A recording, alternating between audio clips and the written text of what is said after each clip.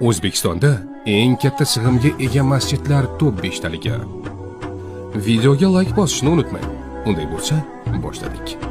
5-o'rinda Toshkentda joylashgan Hazrati Imom, xalq tilida Xastimom masjidi.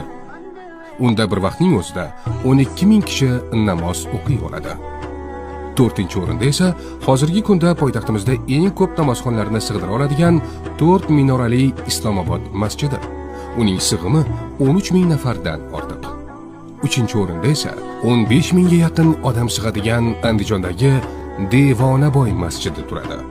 2-o'rinda 2026-yil Ramazon oyida foydalanishga topshirilgan Samarqanddagi Imom Buxoriy masjidi.